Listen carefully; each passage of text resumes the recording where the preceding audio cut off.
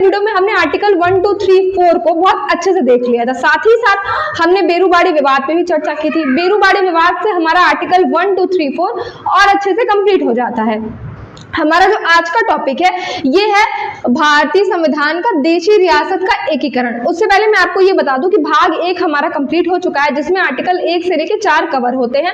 हमने चारों ही आर्टिकल को देख लिया है। अगर आप में से मेरे कोई वीडियोस को नहीं देखा है तो आप उन वीडियो को जाके देख सकते हैं। साथ ही साथ अगर आप मेरी वीडियो को देख रहे हैं तो लाइक और सब्सक्राइब करना मत भूलिएगा। आप सबके सपोर्ट से ही मैं आगे पढ़ा सकती हूँ और पढ़ाऊंगी, ठीक है।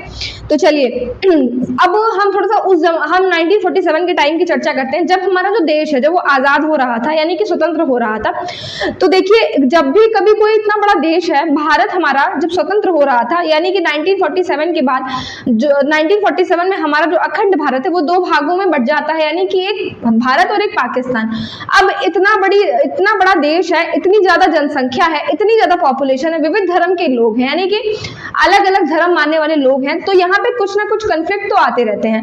और ऐसा नहीं है कि जब भी हम इतिहास को पढ़ते हैं, देखते हैं, सुनते हैं, तो हम किसी एक चीज पे फोकस करते हैं, क्योंकि इतना बड़ा देश है, देश के हर क्षेत्र में कुछ ना कुछ बातें होती रहती हैं। जरूरी नहीं है कि एक समय पर सिर्फ एक ही चर्चा हो, उसी समय में बहुत सारी चीजें होती है। जैसे कि अभी प्रेजेंट में भी आप देख सकते हैं कि सरकार में कुछ हो रहा है, कहीं पे कोई बीमारी हो रही, कहीं पे कुछ अटैक्स हो रहे, कहीं पे कुछ प्रॉब्लम्स आ रही हैं, तो ये सारी चीजें होती रहती हैं। तो 1947 के टाइम जब हमारा जो देश है जब वो 2 भाग में बट गया, यानी कि इंडिया और पाकिस्तान, तो जो देशी रियासत थे उनके पास में उनको ये बोला गया कि आपके पास तीन ऑप्शन हैं, यानी कि आपके पास 3 रास्ते हैं।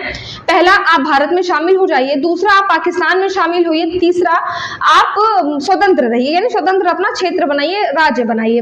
किसने बोला? तो ये ब्रिटिशर्स के वहां से ये आया था कि आप तीनों में से क्या लेते हैं। तो देखिए, उस समय पे हमारे जो भारत में 552 देशी रियासतें थी। कितनी थी? 552 देशी रियासत 1947 के समय में मतलब कि अस्तित्व में थी। तो इनको 3 ऑप्शन दिए गए थे, जिसमें से 549 मतलब 549, तो हम बोलेंगे 549 जो थी ये भारत में शामिल हो जाती हैं। कहाँ शामिल हो जाती हैं? तो ये भारत में शामिल हो जाती हैं। मतलब कि ये पहला वाला ऑप्शन ये मान लेती हैं, शामिल हो जाती हैं, ठीक है। मैं यहाँ लिख देती हूँ।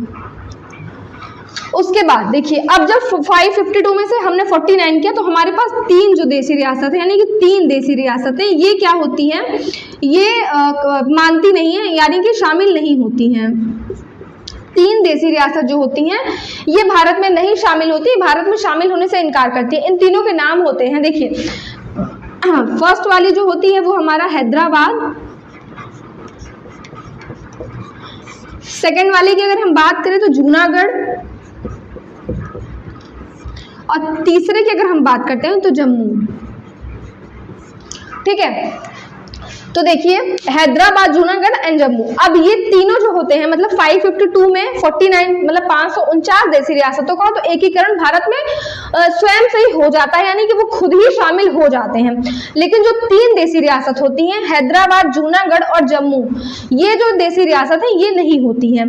तो फिर इनको समझाया जाता है। फिर हैदराबाद जो हमारे भारत में शामिल होती है पुलिस कार्यवाही द्वारा, ये फिर बाद में शामिल हो जाती हैं पुलिस कार्यवाही द्वारा। किसके द्वारा? तो ये पुलिस कार्यवाही द्वारा भारत में शामिल होती हैं। मैं यहाँ लिख देती हूँ भारत में शामिल, आप समझ जाइएगा, ठीक है। दूसरी हम बात करें जूनागढ़ की, तो यहाँ पे जनमत द्वारा यानी कि वोटिंग द्वारा, जनमत द्वारा यानी कि वोट से वोट डलवाए जाते हैं, और फिर ये भी भारत में शामिल होती हैं। यहाँ की हम बात करें तो यहाँ पे ये विलय पत्र द्वारा, किसके पत्र द्वारा? तो विलय पत्र द्वारा ये हमारे भारत में जो है वो शामिल हो जाती है। मतलब कि फिर ये तीनों ही देशी रियासत जो है वो हमारे भारत में शामिल हो जाती हैं।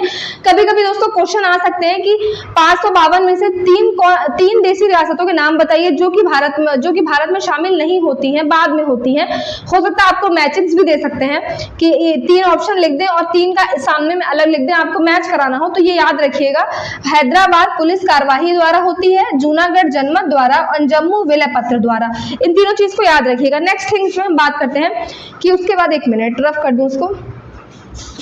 उसके बाद देखिए, हमारा जो देश है 1950 में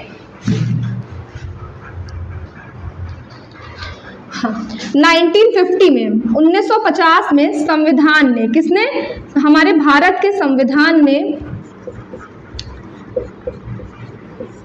भारत संघ को 4 राज्यों में बांट दिया। किस में बांट दिया, तो 4 राज्यों में विभाजित कर दिया, ठीक है, बांटा, 4 राज्यों में बांटा, मतलब कि 4 कैटेगरी में बांटा, मतलब संविधान ने हमारे भारत संघ को 4 कैटेगरी में बांटा, नहीं कि 4 ऑप्शन, मतलब 4 स्लाइड में कैटेगराइज कर दिया। तो देखिए पहला होता है ए, जिसे हम बोल सकते हैं क, दूसरा होता है बी, जिसे हम बोल सकते हैं ख, तीसरा होता है सी, जिसे हम बोल सकते हैं ग, और डी उसके बाद जिसे हम बोल सकते हैं घ। अब देखिए ए में उन राज्यों को रखा गया जहां पे ब्रिटिश प्रांत का शासन था, यानी कि ब्रिटिश गवर्नर का जहां पे शासन था, इसे याद कर लीजिएगा या लिख लीजिएगा, जहां पे ब्रिटिश गवर्नर का शासन था उसको कैटेगरी ए में रखा गया। बी में रखा गया जहां पे शाही शासन था, जहां पे शाही शासन था या राज्य विधानमंडल, या राज्य विधानमंडल, ठीक है। बी में किसको रखा गया, शाही शासन या राज्य विधानमंडल। सी में रखा गया मुख्य आयुक्त, जिसे हम कहते हैं कमिश्नरी स्टेट्स।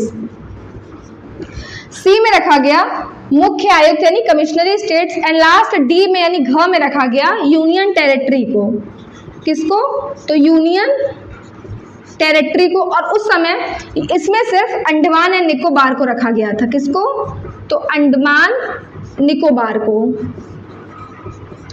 अंडमान एंड निकोबार को रखा गया था। तो ये चीजें आपकी क्लियर हो गई होंगी आई थिंक कि 1950 में संविधान को 4 राज्यों में विभाजित किया गया, यानी कि कैटेगरी में हम बोल सकते हैं।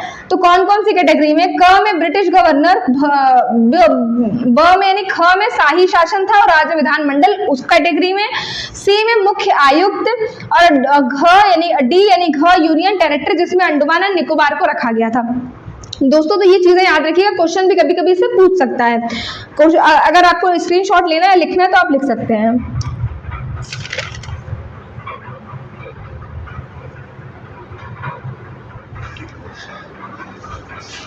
तो यहाँ तक आपकी चीजें कंप्लीट हो गई। देखिए अब क्या होता है कि इसके साथ साथ में ही एक किस्सा और चलता है, मतलब एक इम्पॉर्टेंट चीज है कि जब ये सब गठित हो रहा था, यानी ये सब हो रहा था, उस समय हमारे भारत के अलग अलग क्षेत्रों में भाषा को लेकर के मांग उठ रही थी। यानी कि ये मांग उठ रही थी कि हमारे राज्य को भाषा के आधार पर आप गठित कर दीजिए, मतलब कि एक स्पेसिफिक भाषा के नाम से उस राज्य को गठन करना। यानी अगर एग्जाम्पल उत्तर प्रदेश में आपको ये लॉ ला देना या ये कानून ला देना कि यहाँ पे सिर्फ हिंदी बोली जाएगी और हिंदी यहाँ की क्षेत्रीय भाषा हो जाएगी। तो ऐसा बहुत सारे राज्यों में होने लगा था, इसकी मांग बढ़ने लगी थी धीरे धीरे करके। तो इसके लिए कुछ कमेटियों का, इसके लिए कमेटी बनाई गई और कमेटी अपनी रिपोर्ट पेश करती है। उसी रिपोर्ट पे फिर जो सरकार होती है, जो संसद फैसला लेती है कभी भी, क्योंकि सरकार को भी तो एक इतनी बड़ी कंट्री को कंडक्ट करना है, तो उसमें भी सारी जो चीजें हैं वो बहुत ही सिस्टमेटिक होती हैं। तो समितियों की गठन किया गया। सबसे पहले जो समिति बनी थी वो एस.के. धर समिति थी। एस.के. धर ने 1948 में अपनी रिपोर्ट पेश की, जिस उन्होंने उस रिपोर्ट में ये बोला कि राज्यों का जो गठन है वो भाषा के आधार पे नहीं होना चाहिए। साफ तौर पर उन्होंने खारिज कर दिया। उन्होंने बोला कि भाषा, अगर आपको राज्यों का गठन करना है, सरकार से बोला कि राज्यों का गठन आपको करना है तो आप प्रशासनिक सेवाओं के आधार पे करिए, प्रशासनिक सेवाओं के आधार पे करिए, यानी प्रशासन को देखते हुए करिए या उसके आधार पे करिए। भाषा के आधार पे आपको नहीं करना है। तो यहाँ से भी कट हो जाता है, यानी कि ये भी खारिज हो जाता है। उसके बाद फिर एक जेवीबी समिति बनती है। जेवीबी समिति में आते हैं जवाहरलाल नेहरू, वल्लभ भाई पटेल और पट्टाभी सीतारमैया। 3 समितियां बनती है, 3 लोगों से मिलकर, 3 लोगों के फर्स्ट लेटर से नाम से मिलकर के समिति बनती है, जेवीपी समिति। इन्होंने भी जो रिपोर्ट पेश की उसमें इन्होंने भी बोला कि राज्यों को भाषा के आधार पे गठन नहीं करना चाहिए। साफ तौर पे इनको हम भाषा के आधार पे अगर करते हैं तो हम भारत के संविधान में कहीं ना कहीं हमारा हमने जो धर्मनिरपेक्ष और भी बहुत सारी जो हमने संविधान में पढ़ा है उसका उल्लंघन होता है। उसके बाद लेकिन सरकार को लास्ट में मजबूर होकर के 1953 में ऐसा करना पड़ा। जो आप जानते हैं कि आंध्र प्रदेश जो है वो भारत का पहला भाषाई आधार पे हमारा जो राज्य है वो गठित होता है 1953 में। अब क्यों होता है तो इसके पीछे एक कहानी है, लेकिन हम नेक्स्ट वीडियो में चर्चा करेंगे। हम कमेटी का नाम देख लेंगे और भी सारी चीजों को देखेंगे और फिर वहां पे हमारा जो ये टॉपिक है ये कंप्लीट हो जाएगा साफ तौर पे। उसके बाद हम अपने भाग 2 की तरफ बढ़ेंगे, जिसमें भाग 2 में फिर 5 से लेकर 11 आर्टिकल्स को कवर करना है। उनको फिर हम एक एक आर्टिकल को बहुत ही आराम से पढ़ेंगे।